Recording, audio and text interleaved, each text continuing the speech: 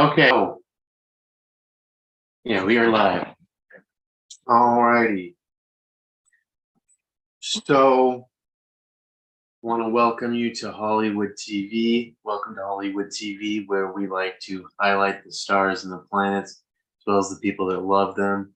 Today, we are going to talk about and preview Mars in Scorpio and Venus in Libra. So, I think this is kind of a really interesting time that we're going to get into. Venus being in Virgo, ruling all these eclipses, and really needing to compartmentalize the different facets of the culture that we have thus far come to understand and be um, learned from, or just acknowledging, the different arrays of information that we need to compile to and integrate to learn and understand society, to integrate ourselves, but also to look at the facts as things are, the data, and how sometimes it doesn't match up with how things actually happen.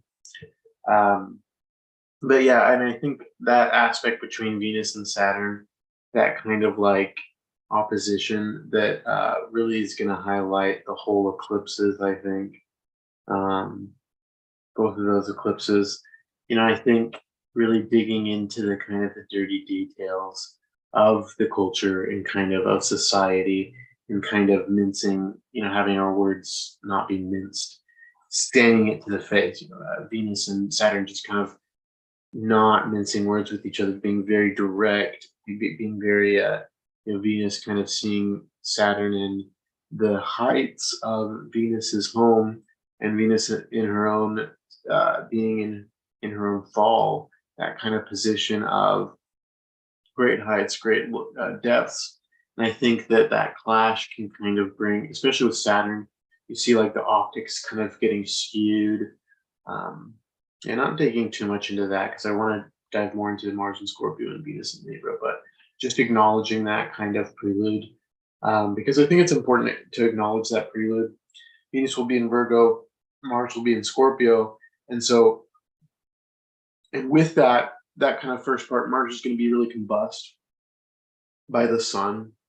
And then when Venus is in Libra, Mars will conjoin the sun. It'll be in that Cazimi position, which will be really nice and really good. But let's kind of, I don't have, unfortunately today, I don't have like software on my computer. I have it on my iPad. I use a astrology software on my iPad. I used to have, I don't know, I used to have some other software, but um, it just kind of became outdated and stopped being really that functional. I have some software that I can't even remember what it's called, but it's the one that people don't use anymore. Anyways, regardless, it was a good software. I don't want to kind of degrade anyone that made it. Really good software is hard to make, and I'm not a software engineer, so I don't want to naysay anyone that makes that. But just yeah, it was really good software. Don't use it too much. Really like this one. Need to get something on my computer though. Need to get something back on my computer. But for the sake of this of today, we will use. Let's just use AstroSeek. I think I really like AstroSeek. So yeah, there's some really choice days I think that we have of that. Venus being in Libra and Mars being in Scorpio. So I'm going to kind of highlight a time.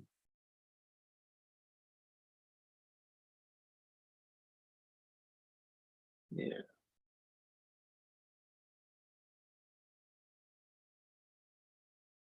Okay, I'm going to do it. There. So, see.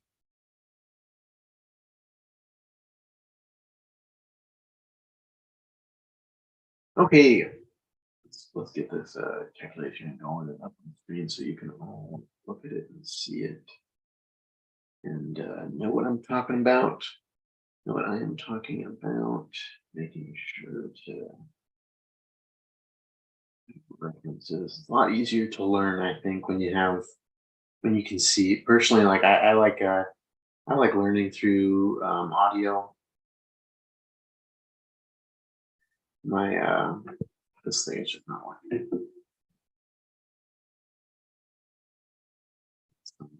Damn.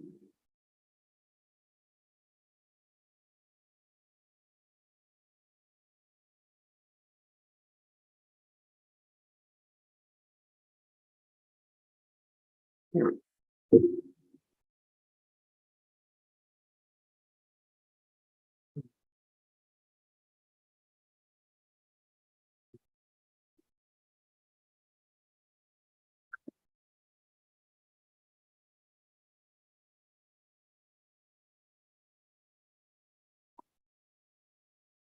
yeah, that's not really good. There we go. There we go. Okay. I'm gonna share my screen now. Thanks for being patient. I appreciate that. Okay, let's share screen. Okay, so here we go. All right, now let's kind of let's take a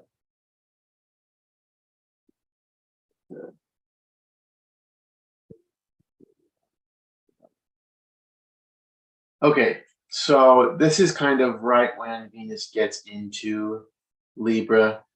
I kind of want to just take a moment to look at this chart. I think this is a pretty good chart. So this is a chart set for November 9th, right? And now the reason why I think it's so important to kind of preview Venus being in Libra and Mars being in Scorpio is this is really like a really important time for us to look at how these planets are both moving directly, how they're both very dignified. Venus and Mars is they're both very good for creating positive movement, creating positive change in our relationships, with the dynamics in our life that we wish to deal with moving forward. Right now, we're having the eclipses in the Aries and Libra axes, so you can kind of see cardinal these cardinal axes really driving a lot of change in life, really starting and initiating, carving out the parts of life that maybe will be worked on later, but ultimately are started in those moments. And so, with that, I think it's important to, kind of look at that to see how this could be really good. To look at kind of just kind of gauge these different things that we're working with, to just try and figure out how we can blend these two energies, blend these two, and synthesize them to create the best magic that we can. Because I think it's an art that we have, and I think the best part of it is really being able to the art being done to us and letting other people make art themselves, kind of a this reciprocal kind of giving art to each other. It kind of feeds us, the universe feeds us, we feed the universe, so to speak, this kind of cyclical endeavor. And I think with Mars and Venus rule a lot of the generative areas of life. Austin Coppock calls the pairing of these two planets the flowery battlefield. So I think that recognizing how kind of, and I think so much of life can be a little bit of a battlefield. It can be a little bit of a war zone, in terms of like getting what's ours, in terms of like I don't know, I kind of am trying to be a little bit more poetic with what I'm trying to say. A war zone in terms of like um there's a lot of opposite forces that are coming at you, whether it's war of words, war of actions, in terms of trying to mitigate that, trying to figure out and get ahead. Because I think so much of, like, with war and peace, with the war, you want war to get peace. And those two dynamics and how we use them, how we kind of engage with them, how we interact with them can really not only help us manage relationships, but also find a rhythm and find momentum where we want to go in life. Like the flowery battlefield. Like I think so much of engaging with these things, taking up these weapons of war in order to have peace, we kind of have to recognize, what's the point of all of this? What's the point of doing Mars and what's the point of doing Venus? Why are we doing this? And it's, a lot of it is art. A lot of it is driving the culture forward. Venus and Mars, they've helped to drive these forces forward just as much, I think, Mars, honestly. I think Mars can be really, really awesome, really wonderful to work with. I personally really enjoy working with Mars. Yeah, because I think Mars can really help you get to this very raw state of willingness to engage. I think sometimes the Venus and Mars really balance each other out, because sometimes, with when Venus isn't as good, Venus will be a little bit more timid and less willing to engage and more willing to just kind of let things happen as they will. Whereas Mars is kind of the opposite, and Mars is seeking to initiate that kind of identity of self, and I think that that can be really helpful for kind of pivoting a lot of these pivoting in different areas of our life, especially like, in relationships and directions that we want to go to, um, things that we want to do. Mars rules so much of the actions, the need to get things done, that kind of exertion on matter, kind of the need to take all this energy and to work with it constructively, the intemperate heat. And with that intemperate heat, it can be a little bit chaotic, it can be a little bit volatile. Mars really speaks to and has medicines of these controversial areas of our life that Venus isn't really receptive towards, or isn't willing to be receptive towards. And so with Mars, you see a lot of this healing, this kind of this ability to get to the really deep roots of your nature, of what you enjoy. The Scorpio kind of the more volatile, chaotic, and um,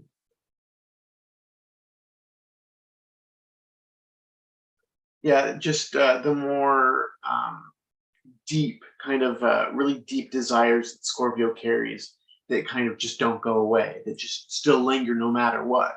It's like the deep desires of Scorpio that are still there after Venus is kind of, told Mars to not get with that, or, to kind of not portray himself like that. It's still there. And kind of recognizing, society may not appreciate this part of me, but this is a part of me that is built into my fantasy. This is a part of me that's built into my mind. That's built into the deep pleasures that I enjoy, and that I am enriched by, that ultimately can heal me. I think so much of Scorpio as being the necessary balance to Taurus. If you think about Taurus and Scorpio, Taurus is more of the practical measures, the more realistic, diplomatic dreams that we can entangle ourselves with. Whereas Scorpio is maybe the more darker fantasies, the more kind of less on the fringe, more on the more convoluted ideas of the world, the less seen things, but ultimately still just as plain, just as vulnerable, just as necessary to interact with and engage with. I think sometimes, Venus makes, well, just the natures of these planets and just the nature of our lives. Really not trying to get after, like, oh, this planet does this, so therefore it's bad. Or, we're just, these planets are just planets, and recognizing and taking away from the kind of morality of like, oh, well, you should do this because this. And just saying this is what happens.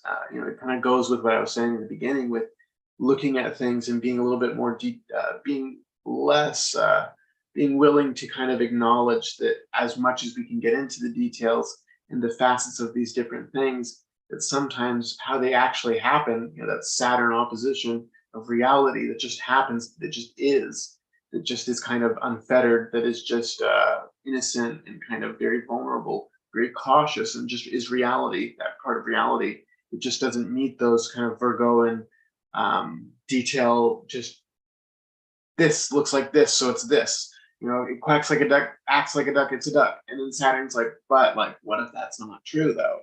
And like really seeing these kind of realities and not wishing to parse too deeply into them, because I think that ultimately that Venusian perspective really gets altered through the catalyzation of Saturn kind of suppressing and kind of blunting Venus's ability to really be receptive. So with that, I think it's important to recognize how not getting caught in like these perspectives of morality and kind of really peeling things back and saying, okay, well, what does it look like? What is the changes that it's doing? Are the changes, it's just changes, not really seeing it as like good or bad, or not being really too careful to look at the optics of, well, what would other people think? What would other people think of this data? How would other people like this data? What would they enjoy about it? Would it be more appealing to make it like this? If you think about statistics and how statistics, Dr. K talks about this. Statistics are a lot like a speedo. What it doesn't reveal is just as important as what it does reveal. It's like if you're not acknowledging that kind of this perspective in and of itself is a little bit nefarious, how we're kind of tilting it, the facets that it may shine and show in the light can be a little bit taken advantage of. You can take advantage of doing that, of, oh, turn it this way and it looks a little bit like this, but it also destroys the light that it may cast if you put it in this direction, which may be advantageous in some certain circumstances, but also could be more so kind of disruptive of the truth of really what's going on. That kind of reality that just is, but it's like we can't distort it just because we feel like we want to, just because it doesn't fit with our own narrative. It's kind of getting down to the biases and realizing this is just bias that we're dealing with. We're not actually dealing with the raw reality as it is. We're dealing with human bias and kind of negotiating with that and realizing, what does that look like when I'm engaging with that, and how can I get away from that? Because really the morality that we kind of put on these planets, or we put on astrology sometimes, really sabotages our ability to enjoy the tools and advantages that astrological magic gives us. For instance, like just kind of seeing it through this lens of, oh, only do benefics, don't engage with Saturn or Mars, they're bad, and kind of missing out on so many of their good qualities and the good magic and healing that they allow and provide. But it's always going to be, there's always going to be some sort of like, well, if you do this, you do this. If you do this, then you do this. And sometimes, in this Libran idea of, well, everything needs to be organized and everything needs to be well suited and everything needs to be well managed and look right and fit together. But ultimately, that sometimes neglects humanity, that neglects our own ability to be ourselves and to use the wisdom and knowledge in our own minds as they are. Sometimes we neglect this kind of idea of how life looks like because it's more interesting to make it appear like something else. This Libran kind of well balanced, everything looking just right, going there. Oh, well, we can't go to the store right now because if we go to the store, then we'll waste gas and this, so we have to wait at this point. Oh, and these kind of Libran just kind of balancing each other, this really Libran kind of aligning these things into being very clean, very teeth brushed. I guess I wouldn't say teeth brushed, but just say like socially well adjusted, so to speak. Because I think sometimes we have to recognize that kind of that social adjustion, or that social adjusting things to make them more appealing or more aesthetically appealing, is just a perspective to remind ourselves of it, and not to get lost in that perspective or narrative, but to maybe remind ourselves, how can this narrative ultimately sabotage my ability to recognize my own humanity and others, trying to perfectly balance everything together, trying to make everything come to a head and soften it, and then realizing that the softening may be sometimes the problem. And that's why we need to kind of engage with the Mars stuff. We need to kind of balance these two. And just as much as, you can do that with Mars, especially when it's kind of why I'm talking about why it's not a good idea to make Venus or make Mars talismans when Mars is in Scorpio and Venus is in Virgo, because Mars needs that receptivity. Mars needs that support. Mars needs that ability to say, okay, I'm going to do this, and I know that they're going to support me, and that I'm not just like doing this and they're going to backbite me. The culture surrounding me is celebratory of my actions.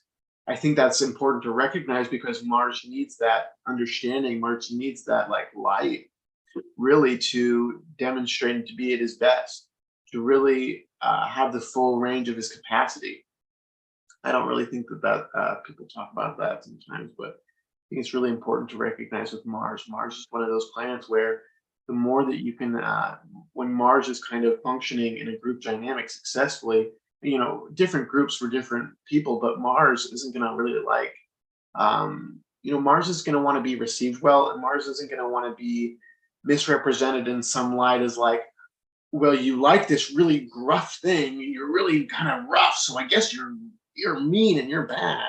It's like, just because Mars is, Mars has a heart of gold. And I think that you really got to see that. You really got to see that in Mars. It's not always that we can purify that kind of and see that intention with Mars. Sometimes Mars kind of corrupts himself and makes it hard to carry that his own intention through things, and to really kind of have the optics be clean of like, this is what I'm actually doing, because sometimes it's like I feel justified. I feel, well, you did this, well, this happened. There's always a need to take up the arms of war sometimes with Mars. And um yeah, recognizing that, how that kind of Venusian balance, like if Mars is like feeling receptive or received well, then he's not going to be looking for the reasons like, oh well, they didn't like me. Oh well, there's more of like this. I was received well. I did my best. They didn't like me, but I saw someone that did like me, and I can let go of someone not enjoying what I did, because ultimately I know that what I do isn't for everyone. As long as I'm engaging with people in a good, positive way, that's all I can control. Um, and I think Venus aligns Mars in that orientation when Venus is dignified. But yeah, anyways, so keep moving on. Yeah, this is a pretty good Venus election. I mean, Venus. So one thing to consider about this election is Venus conjunct the Moon. I've done that for an election before. I had actually in Cancer, pretty good election. I really like that one. It was on the ascendant as well. Pretty great stuff. However, with the Moon Venus, a little bit easier. The Moon on itself, on its own, isn't as you're not going to want that as much on the ascendant. Definitely, I think it's a lot nicer to have the Moon somewhere else rather than the ascendant. Just makes it a little bit more squishy, a little bit more like more changeable, more impressionable, so to speak. More easy to kind of poke at it and to kind of make it deflate, so to speak.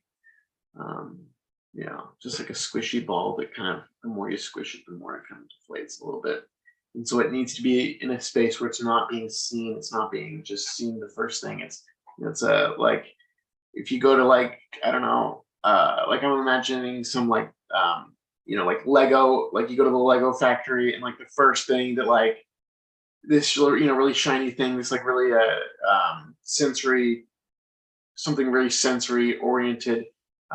People would kind of touch that, just like be all over it. It's kind of just going to get really sticky, really dirty, get really kind of disgusting, lose its appearance, lose its kind of light, what it like, look a little bit dingy with the dirt. That's kind of a little bit like the Moon when the Moon's on the ascendant. You're getting kind of this like this Moon that's kind of more easily broken. You know what I mean? Does that make sense? Like for instance, like it's like you're kidding about like getting slime. Like if you buy slime and you're like playing with the slime, like and you're just like leaving it out everywhere for anyone to play with. There's more of this kind of, ooh, I want to play with that. Ooh, that looks fun. Ooh, that's sensory. Ooh, let's play with this. That's kind of the nature that we really don't understand with these talismans. Is it's like you're kind of putting this kind of play thing out for other people to enjoy and play with, and recognizing that, oh, that's me, that I'm doing that, and that I'm the one that they're playing, and kind of recognizing, well, I don't want to be played with. I kind of want to be treated with respect. It's important to remember that. Important to be mindful of that. Yeah.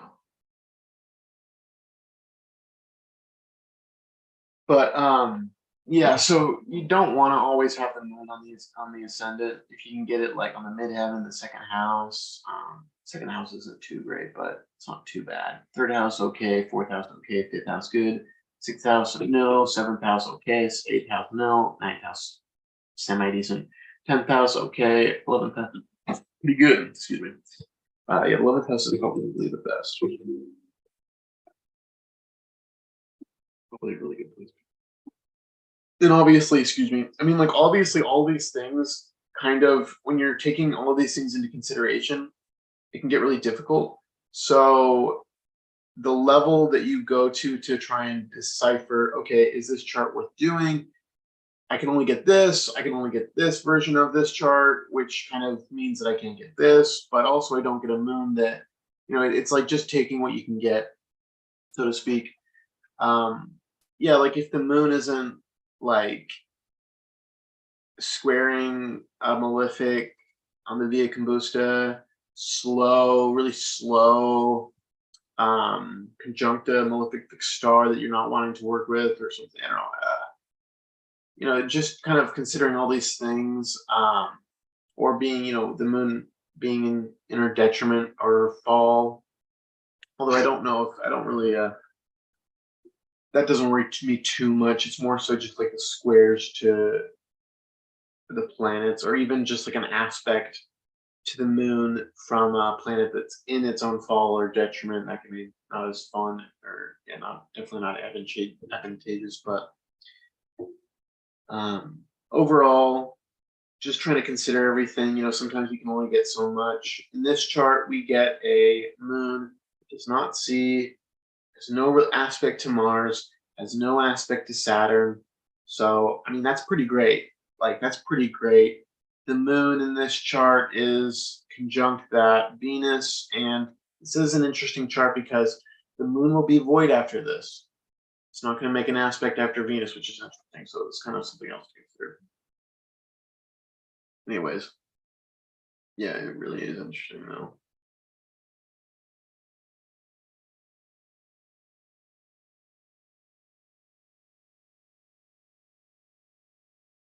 Okay.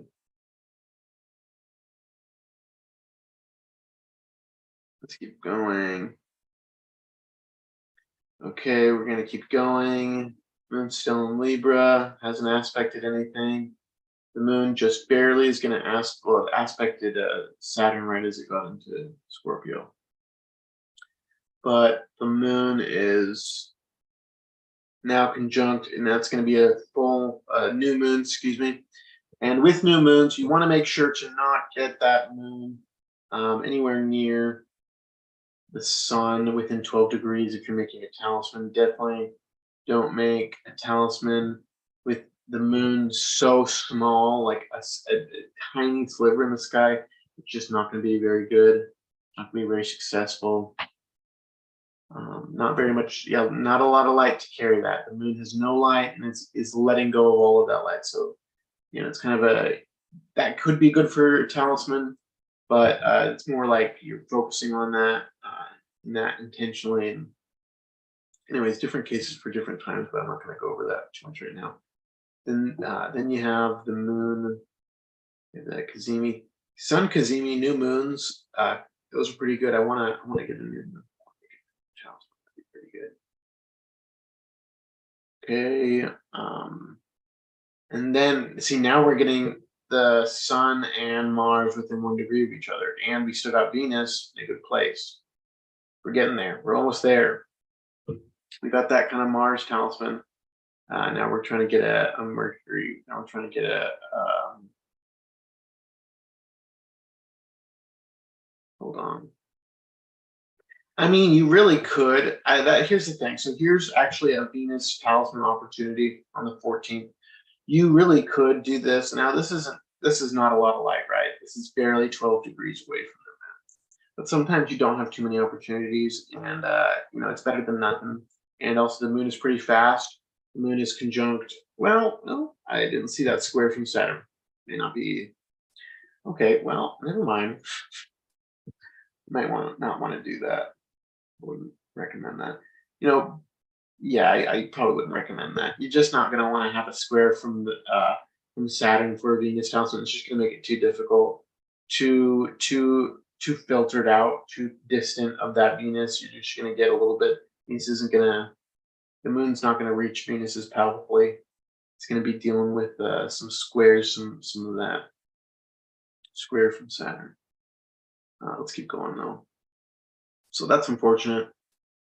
Now here we got a square from. Now this isn't too bad. This really isn't too bad a square. Now Venus has no dignity in Capricorn, so this isn't probably the best talisman, but it's a little bit better than that other one because Saturn does not square the moon, so the moon's not worrying about that. Doesn't have to deal with that. The moon's not burning that oil in her lamp, and also there's no there's a sextile to. Well, I should say there's a sextile, which is a lot better. And on top of that, the moon is in the house of Saturn, which is a really good. The moon when the moon is in the house and receiving a malefic planet from a sextile or even a square opposition, it's pretty good. That it definitely softens the blow, and in some cases, that's exactly what you want to make a talisman. And on top of this, Saturn is stationing direct. That for that instance, for that kind of instance, for if you were making like a Saturn talisman, let's say, we're not doing that right now. Just making a Venus talisman, but just kind of noticing kind of these different significations, these different kind of considerations that we want to notice and kind of recognize. Okay, so Saturn, and there's something going on with Saturn and the moon in this chart. That's pretty good. We like that. They're having a good relationship. And get this, Saturn and Venus actually go pretty well together. And if you can, and think about this, if Saturn is kind of connecting to the moon and is also in some way kind of making a phone call to Venus in Libra with that waxing moon, there is some more binding with Venus that you're getting. There's a little bit, that is a moon in Capricorn Venus talisman. So you're going to be more of the, maybe more of the letter of the law than you are of the spirit of the law with that Venus talisman, but you're getting into a more, okay, we're binding things. We're getting serious with this. We're moving forward seriously with this discussion about Venusian topics, as well as you're also getting a trine to that Jupiter in Taurus. So you're getting a lot of these outer bodies, and this isn't a bad thing. This is really not a bad thing. However, the moon will make an aspect first with that Jupiter and before that Venus. Take it for what it is. I don't think that's too bad, only because Jupiter is retrograde, so yeah, we don't want that. But Jupiter is in Taurus, and I do think that's good. I think that we want that. We do like Jupiter being in Taurus because it just highlights that Venus talisman quality, that kind of, okay, this is a Venus talisman, so to speak. And you could probably get it, like we could probably here. Let's do this. Let's get it. Let's see if we can get it on the midheaven. Let's see if we can get Venus on the midheaven. We may get Mars on the. We may get the moon on the ascendant. Unfortunately, that may happen. No, okay, we're not getting that. So this is a Jupiter ascendant with Jupiter in Taurus being ruled by Venus. So that kind of works. That works a little bit. Fortunately, we do have a whole sign square from Saturn. We don't like that. That's not fun. Moving forward, though, it's about 13 degrees apart and separating. Okay, the moon is in Capricorn, and it's a day chart, so that kind of helps it. Unfortunately, though, that doesn't really help it from Venus. Venus doesn't like day charts, and Venus isn't too happy in that day chart on that midheaven. So it may be best to really try and get that Venus on the ascendant, because we're going to get Venus in the night chart. Venus, very dignified, strong, ruling the ascendant, very perfect, not really getting too hairy with that Sagittarius ruled ascendant. You kind of want to avoid that with that whole sign square to Saturn. But yeah, not too bad, not terrible. But probably this one's probably a little bit better. You know, this one's probably a little bit better. Okay, let's keep going. So I want to get to the 16, 17. Okay, so let's put Mars on the midheaven. Let's put him on the midheaven. Yeah, let's put him on the midheaven. Okay, so this is the Mars talisman.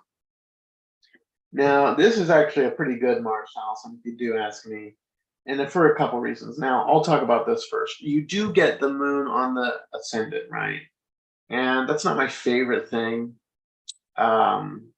It's a Mars talisman, but the moon is in Capricorn. Moon's in Capricorn, ruled by that Saturn. You also have it conjunct Pluto. I'm not calling in Pluto, and I'm not trying to say that Pluto's going to help that moon, but I'm just trying to recognize that this is a Mars talisman, so you're going to want it to be a little bit more focused, a little bit more willing to deal with those volatile emotions, those kind of boiling cauldron of human emotions, and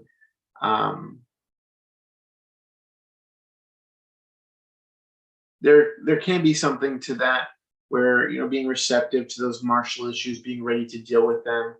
I'm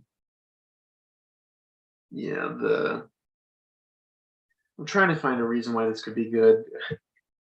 This is a good chart. Okay, it really is. Now, this doesn't have to be good. It really doesn't.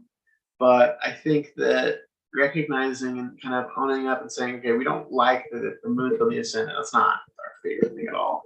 But acknowledging and saying this position that Mars is in is extremely good, and also it kind of the moon's in this position that makes it good enough to the point where you're able to look over that moon being on the ascendant and sextiling Mars and Mars and the Sun. And in this case, you really have to see Mars and the Sun as one planet when they're that close in the vicinity. It's just one and the same. Like Abu Mashar talks about how when they're it's not going to be wholly the Sun. It's not going to be wholly Mars. It's not going to be and vice versa. And kind of recognizing how they're both acting as one, and you're really getting that solar martial integration right there, which can catalyze. This is what I do. I know what I'm doing. I know exactly what I do about this. I know exactly the Scorpio energy. I know exactly the kind of, I'm in the heart of the underworld. I'm on the ascent. I have descended to my throne, so to speak. And I know exactly what I need to do. I know my duties as the king of the underworld. And the moon being there, we'll move on from that. But the moon in this chart is separating from a sextile with Venus, making that sextile to Mars and Saturn. Mars and the Sun, excuse me. So I think that's pretty good for this chart. I think that's pretty great. Yeah, it is a day chart, but I'm not too worried about that with this chart. I've done a Capricorn Mars, exalted Mars talisman in the day chart, and that was pretty good. Let's kind of look at this and see what it looks like. Let's try to get Mars in this center. So you could do this. I mean, this could be really good also. But the reason I really do like that Capricorn ascendant is, number one, it's Capricorn ascendant. You're getting this exaltation position of Mars being ruled by that Saturn. It's a day chart as well, which helps out. Saturn's kind of working things in. administering support via the moon in Capricorn. I mean, either chart. I do like the other one a little bit more, but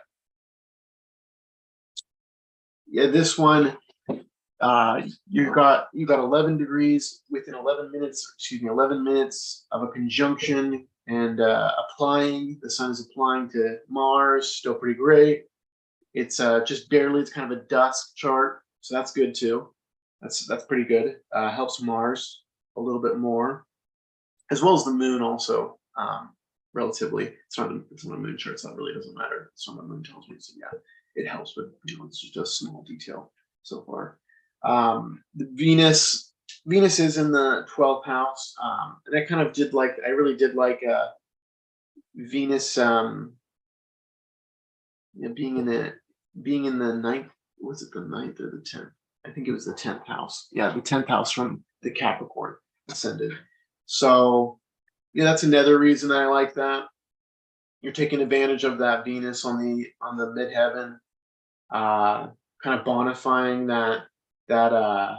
bonifying that moon on the ascendant, fortifying that something else in this chart.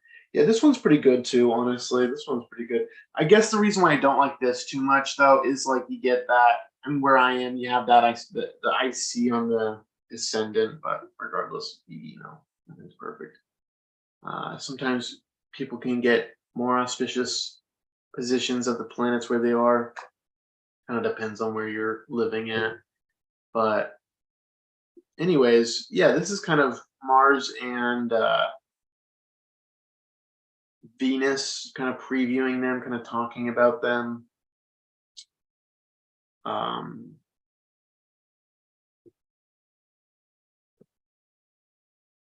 Anyways,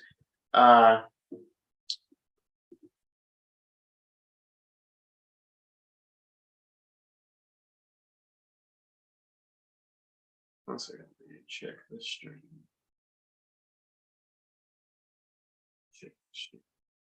Okay, perfect. Perfect.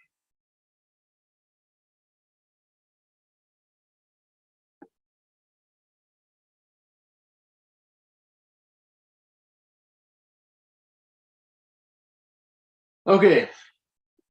So yeah, I hope you all enjoyed that. That's been kind of previewing Venus and Saturn in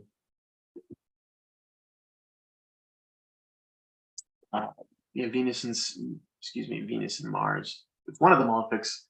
Venus and Mars in Venus and Libra, Mars and Scorpio. Hope you enjoyed that.